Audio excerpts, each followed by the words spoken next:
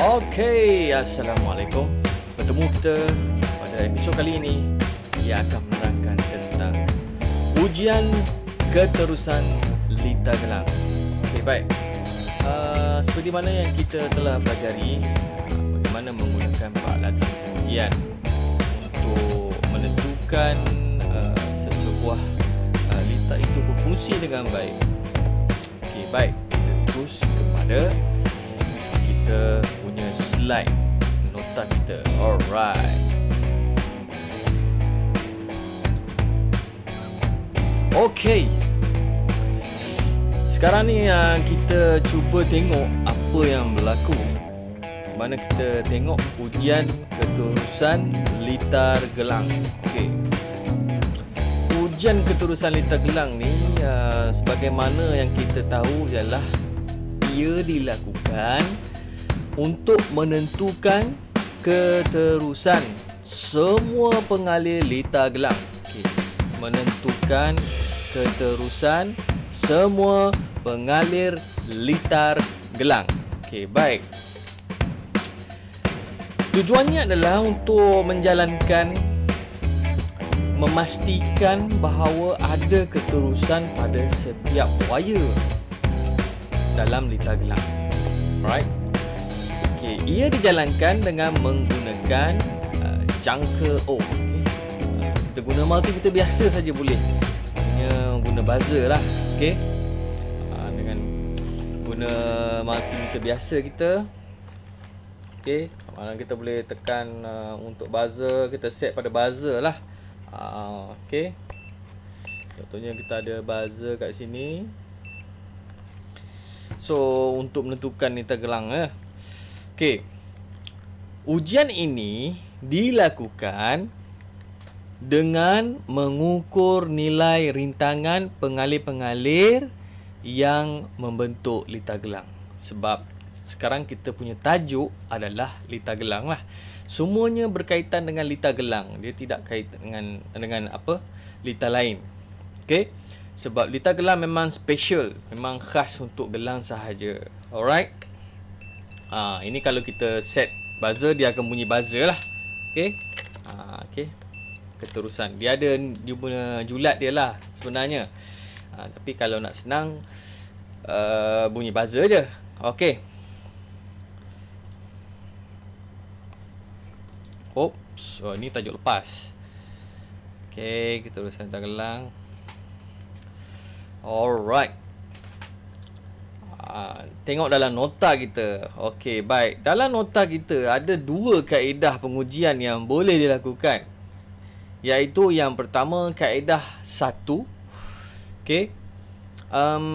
Sebelum menyambung litar ke unit pengguna, kita kena ukur nilai rintangan setiap pengalir litar. Kita kena ukur nilai rintangan setiap pengalir litar. Kemudian kita sambungkan pengalir ke unit pengguna dan kita off ataupun kita tutup alat pelindungan litar. Okey. Kita off dulu sementara sebab kita kena nak test dulu dia punya wire dalam litar gelang ni. Okey. Kita kena off dululah alat pelindungan litar ni supaya senang. Maknanya kita dapatlah nilai rintangan berapa ohm. Okey. Selepas itu kita ukur nilai rintangan antara pangkal unit pengguna dengan titik tengah litar gelang bagi setiap pengalir, iaitu titik tengah diambil berdasarkan panjang litar pendawaian. Maknanya kita ada center point. Okey. Kat situ kita boleh trace lah. Okey.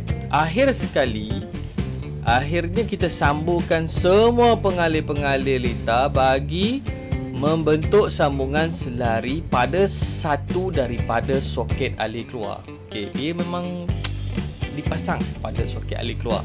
Okey. Keterusan pengalir yang dikatakan baik Okey. Ia mempunyai nilai rintangan pengalih yang disambung selari adalah separuh ataupun setengah daripada nilai rintangan pada titik tengah. Maknanya dia punya tu mesti separuh. Separuh nilai dia pada titik tengah. Okey. Itu adalah teori dan nota lah. Sebab bila kita praktikal, macam-macam berlaku sebenarnya untuk menentukan lita gelang ni. Okey. So kita tengok dia punya kaedah yang kedua pula kat sini. Okey. Kaedah kedua, sebelum menyambungkan litar ke unit pengguna. Okey. Okey, ni langkah pertama tadilah. Okay. Sebelum saya terangkan gambar, kita habiskan nota dulu. Kejap. Sebelum menyambung litar ke unit pengguna, kita ukur nilai rintangan setiap pengalih litar. Sama juga. Kemudian sambungkan pengalirnya ke unit pengguna dan off alat pelindungan litar. Sama. Ukur nilai rintangan antara pangkal unit pengguna dengan titik tengah litar gelang. Bagi setiap pengalih titik tengah diambil berdasarkan panjang litar pendawaian. Okey. Lepas tu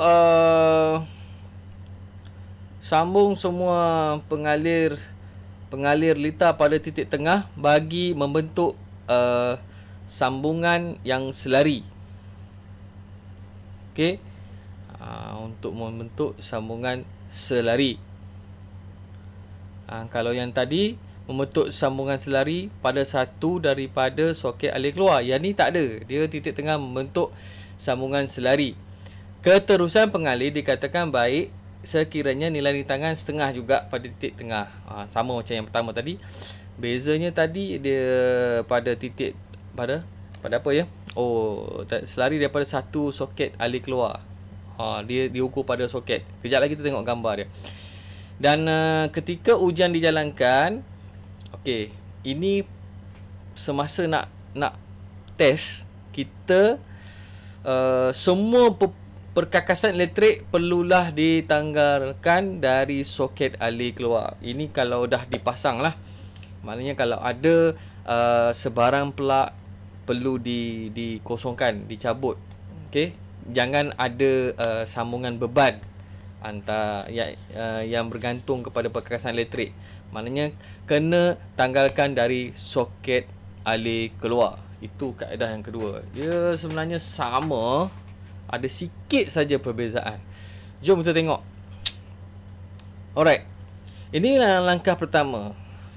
Sebagaimana kita tengok, switch utama kita offkan dulu. Okey. Alat pelindungan ni pun kita off dulu, yang mana kita nak test. So di sini kita ada alat penguji kita, iaitu multimeter lah biasanya.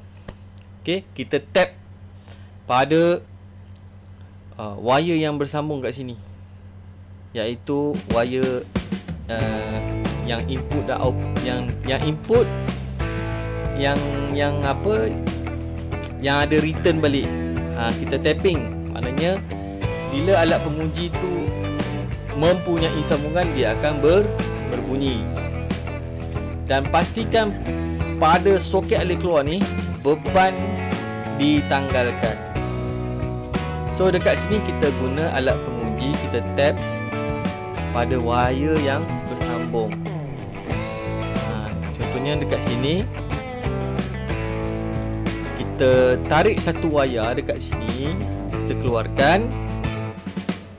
Kita uji dua wayar ni sebab dekat sini dia dah bercantum pada soket alih keluar. So dia dah jadi selari lah.